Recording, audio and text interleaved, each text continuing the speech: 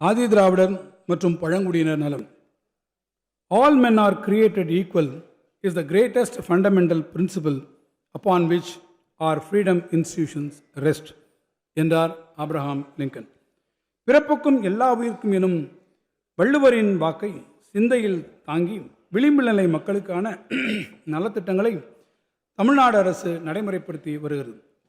ஆதி திராவிடர் மற்றும் பழங்குடியினர் குடியிருப்புகளில் உள்கட்டமைப்புகளை மேம்படுத்துவதற்காக 1000 கோடி ரூபாய் மதிப்பீட்டில் செயல்படுத்தப்பட்டு வரும் அயோத்திதாச பண்டிதர் குடியிருப்பு மேம்பாட்டு திட்டத்தின் கீழ் 5281 உள்கட்டமைப்பு பணிகள் 482 கோடி ரூபாய் செலவில் முடிக்கப்பட்டுள்ளன. 120 கிராம அறிவுசார் மையங்களும் 117 கோடி ரூபாய் மதிப்பீட்டில் கட்டப்பட்டு வருகின்றன. பழங்குடியின மக்களின் குடியிருப்புகளில் உள்கட்டமைப்பு வசதிகளை மேம்படுத்துவதற்காக 1000 கோடி ரூபாய் மதிப்பீட்டில் செயல்படுத்தப்பட்டு வரும் தொல்கொடி திட்டத்தின் கீழ் இதுவரை 908 அடிப்படை உள்கட்டமைப்பு பணிகள் மற்றும் 6685 பழங்குடியினர் வீடுகளின் கட்டுமான பணிகள் 450 கோடி ரூபாய் மதிப்பீட்டில் மேற்கொள்ளப்பட்டு உள்ளன. இந்த இடைக்கால வரவு செலவு திட்ட மதிப்பீடுகளில் இத்திட்டங்களை செயல்படுத்திட முறையே 300 கோடி ரூபாய் மற்றும் 255 கோடி ரூபாய் நிதி ஒதுக்கீடு செய்யப்பட்டுள்ளன. மாணவர்களுக்கான நவீன விடுதிகள் மூலம் பாதுகாப்பான கற்றல் சூழலை நமது அரசு உருவாக்கி வருகிறது. சென்னையில் உள்ள MC ராஜா கல்லூரி விடுதியானது 44 கோடி ரூபாய் மதிப்பீட்டில் 1,00,000 சதுர அடி பரப்பளவில் 121 அறைகளுடன் 484 மாணவர்கள் தங்கி கல்வி பயிலும் வகையில் உருவாக்கப்பட்டு உள்ளது. ஆதி திராவிடர் மற்றும் பழங்குடியின மாணவர்களுக்கு உலகளாவிய கல்வி வாய்ப்புகளை அளித்திட இந்த அரசு உறுதி பூண்டுள்ளது.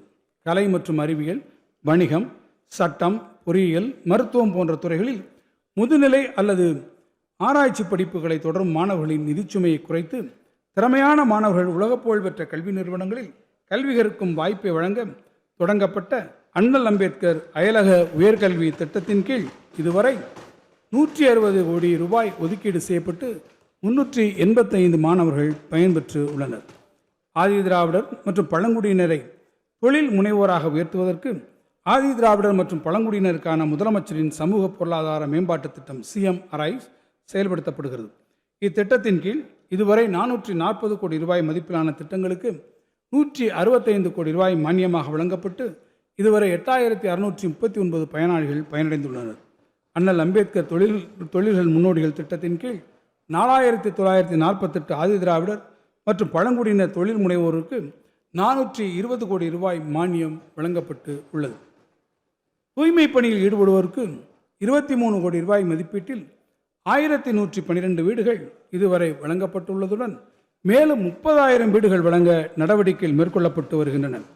தூய்மை பணியில் ஈடுபட்டு வரும் பணியாளர்களை தொழில் முனைவோராக மாற்றிடும் நோக்கில் செயல்படுத்தப்படும் மானியத்துடன் கூடிய சுய தொழில் திட்டத்தின் கீழ் இதுவரை 10 கோடி ரூபாய் நிதியுதவி வழங்கப்பட்டுள்ளது.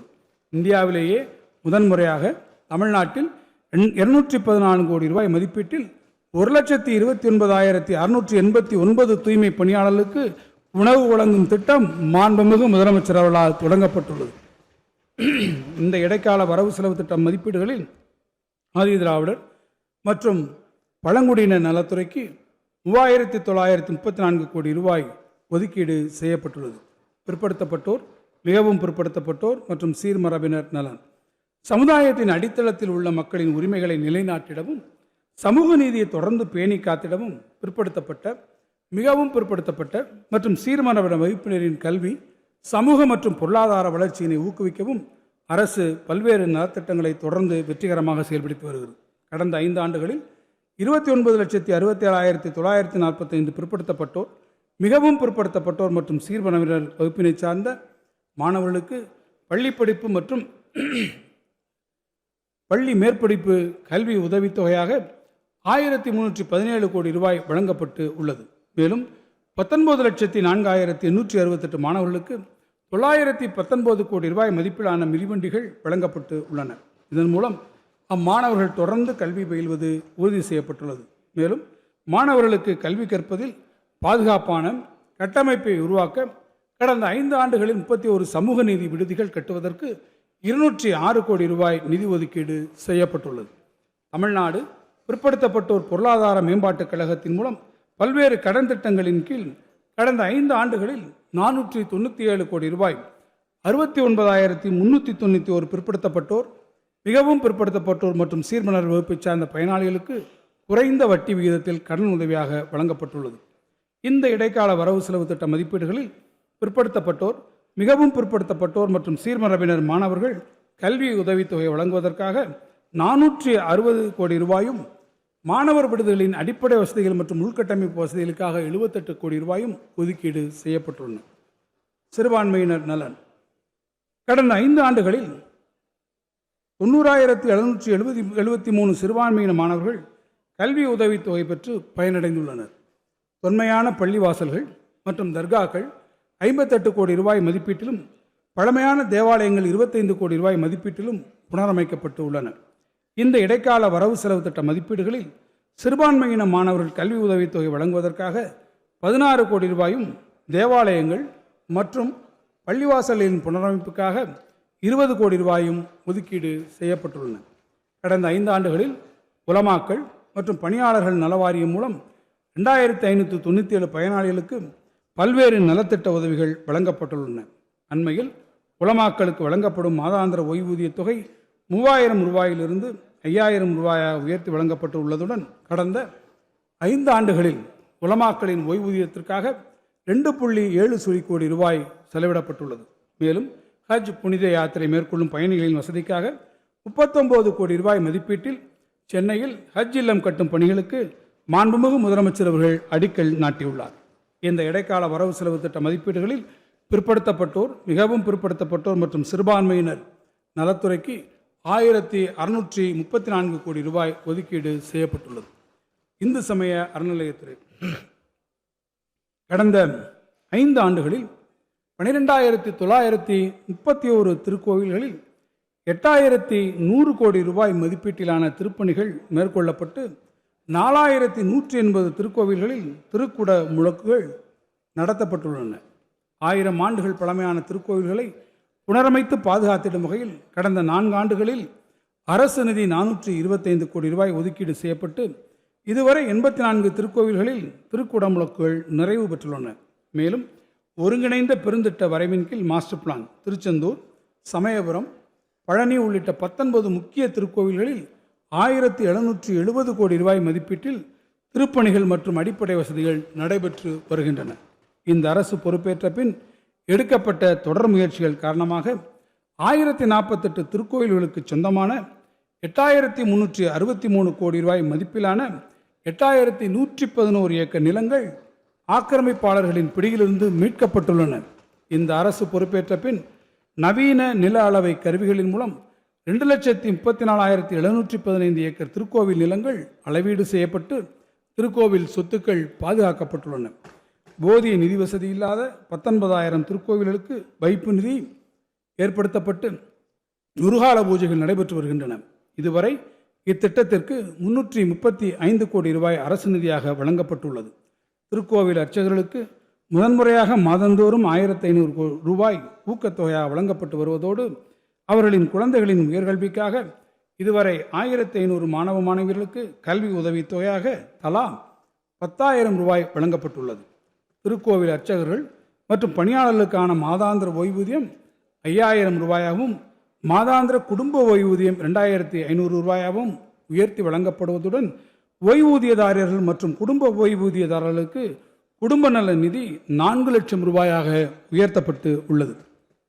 தஞ்சை மாவட்டம் கும்பகோணம் துக்காட்சி அருள்மிகு ஆபத்சகாயேஸ்வரர் திருக்கோயிலுக்கு மரபு சார்ந்த கட்டடக்கலையினை பாதுகாக்கும் பொருட்டு நவீன அறிவியல் உதவியுடன் பழமை மாறாமல் திருக்கோயிலை புனரமைத்ததற்காக கலாச்சாரிய பாரம்பரிய யுனெஸ்கோ ஏசியா பசிபிக் விருது அறிவிக்கப்பட்டுள்ளது. சுற்றுலா 2024 ஆண்டில் 30.68 கோடி உள்நாட்டு சுற்றுலா பயணிகள் மற்றும் 11.6 லட்சம் பன்னாட்டு பயணிகள் வருகை என மொத்தம் 30.79 கோடி எண்ணிக்கையுடன் சுற்றுலாத்துறையில் நாட்டிலேயே தமிழ்நாடு 2வது இடத்தில் உள்ளது. பொருளாதார வளர்ச்சியில் சுற்றுலாத்துறை அளிக்கக்கூடிய பெரும் பங்களிப்பை நன்கு உணர்ந்துள்ள இந்த அரசு இத்துறையில் தனியார் துறை முதலீடுகளை ஈர்த்திடவும், வேலைவாய்ப்புகளை பெருக்கிடவும் புதிய சுற்றுலா கொள்கையை வெளியிட்டது. அண்மையில் மாமல்லபுரத்தில் நடைபெற்ற உலகளாவிய சுற்றுலா மாநாட்டில் 22,794 கோடி ரூபாய் முதலீடு செய்திட 127 முன்னணி நிறுவனங்களுடன் புரிந்துணர்வு ஒப்பந்தங்கள் மேற்கொள்ளப்பட்டுள்ளன. கடந்த ஆண்டு தமிழ்நாடு மருத்துவ மதிப்பு பயண உச்சி மாநாடு இந்த அரசின் பங்களிப்புடன் வெற்றிகரமாக நடைபெற்றது. தமிழ்நாட்டில் அதிகம் அறியப்படாத 22 சுற்றுலா தலங்களை மேம்படுத்த 100 கோடி ரூபாய் ஒதுக்கீடு செய்யப்பட்டு அதற்கான பணிகள் நடைபெற்று வருகின்றன. மயிலாடுதுறை மாவட்டத்தில் உள்ள புராதன நகரமான பூம்புகார் 24 கோடி ரூபாய் செலவில் புதுப்பிக்கப்பட்டுள்ளது. மாமல்லபுரத்திற்கு வருகின்ற சுற்றுலா பயணிகளுக்கு தேவையான அடிப்படை வசதிகளை மேம்படுத்த முதன் முதலாக மாமல்லபுரத்தில் சிறப்பு பகுதி மேம்பாட்டு ஆணையம் அமைத்து அதன் மூலமாக 100 கோடி ரூபாய் மதிப்பீட்டில் நவீன சுற்றுலா உள்கட்டமைப்பு வசதிகள் ஏற்படுத்தப்படும் என்று மாண்புமிகு முதலமைச்சர் அவர்கள் அறிவித்துள்ளார். இதற்கான நடவடிக்கைகள் விரைவில் தொடங்கப்படும். கன்னியாகுமரியில் கடற்கரை முகப்பு பகுதி மேம்பாட்டு பணிகளை சிறப்பாக மேற்கொண்டதற்காகவும், நீலகிரி மாவட்டம் உள்ளாடாம், கோயம்புத்தூர் மாவட்டம் வேட்டைக்காரன்புதூர் ஆகியவை சிறந்த சுற்றுலா கிராமங்களாக தேர்ந்தெடுக்கப்பட்டதற்காகவும் ஒன்றிய அரசின் விருதுகள் 2023 ஆண்டில் பெறப்பட்டுள்ளன. கன்னியாகுமரியில் ஐயன் திருவள்ளுவரின் சிலை மற்றும் விவேகானந்தர் பாறை ஆகியவற்றை இணைக்கும் கண்ணாடி இலை பாலத்தினை கடந்த ஆண்டு நமது மாண்புமிகு முதலமைச்சர் அவர்கள் திறந்து வைத்தார். சுற்றுலா பயணிகளிடையே பெரும் வரவேற்பை பெற்ற இக்கண்ணாடி இலை பாலத்தினால் கடந்த ஆண்டில் மட்டும் சுற்றுலா பயணிகளின் வருகை 43% அதிகரித்துள்ளது. இந்த இடைக்கால வரவு செலவு திட்ட மதிப்பீடுகளில் சுற்றுலாத்துறைக்கு 1,394 கோடி ரூபாய் ஒதுக்கீடு செய்யப்பட்டுள்ளது. உணவு பாதுகாப்பு. பொருளாதார சமூக வேறுபாடு இன்றி மக்கள் அனைவருக்கும் உணவு பாதுகாப்பை உறுதி செய்திட வேண்டும் என்பதே இந்த அரசின் தலையாய நோக்கமாகும். அதை நிறைவேற்றும் வகையில் தமிழ்நாட்டின் அனைவருக்குமான பொது விநியோக திட்டம் சிறப்பாக செயல்படுத்தப்பட்டு வருகிறது. தமிழ்நாட்டில் வரலாறு காணாத வகையில் நடப்பு குறுவை பருவத்தில் இதுவரை 14.89 லட்சம் மெட்ரிக் டன்னும், கடந்த 5 ஆண்டுகளில் 2,15,39,333 மெட்ரிக் டன்னும் நெல் கொள்முதல் செய்யப்பட்டுள்ளது. இந்த அரசு பொறுப்பேற்றவுடன் உறுதியளித்தபடி கூட்டுறவுத்துறையின் மூலம் 12,359 கோடி ரூபாய் பயிர்க்கடனும், 4,889 கோடி ரூபாய் நகைக்கடனும் மற்றும் சுய உதவி குழுக்களின் கடன் 2,118 கோடி ரூபாயும் தள்ளுபடி செய்யப்பட்டன. கடந்த 5 ஆண்டு காலத்தில் 69,087 கோடி ரூபாய் அளவிற்கு விவசாயிகளுக்கு பயிர்க்கடன் வழங்கப்பட்டுள்ளது. மகளிர் சுய உதவி குழுக்களுக்கான கடன் உச்சவரம்பு 30 லட்சம் ரூபாயாக உயர்த்தப்பட்டு கடந்த 5 ஆண்டுகளில் 2,52,246 சுய உதவி குழுக்களுக்கு 16,648 கோடி ரூபாய் கடன் கூட்டுறவு வங்கிகளின் மூலம் வழங்கப்பட்டுள்ளது. பொதுமக்களுக்கு தரமான மருந்துகளை குறைந்த விலையில் வழங்கும் நோக்கில் முதல்வர் மருந்தகம் திட்டம் தொடங்கப்பட்டு இதுவரை 26 கோடி ரூபாய் மதிப்பிலான மருந்துகள் விற்பனை செய்யப்பட்டுள்ளன. இதன் மூலம் 45 லட்சம் பொதுமக்கள் பயனடைந்துள்ளனர். இந்த இடைக்கால வரவு செலவு திட்ட மதிப்பீடுகளில் உணவு மானியத்திற்காக 14,000 கோடி ரூபாய் உட்பட கூட்டுறவு, உணவு மற்றும் நுகர்வோர் பாதுகாப்பு துறைக்கு 17,068 கோடி ரூபாய் ஒதுக்கீடு செய்யப்பட்டுள்ளது. உடனுக்குடன் செய்திகளை தெரிந்து கொள்ள சன் நியூஸ் பெல் ஐகானை கிளிக் பண்ணுங்க.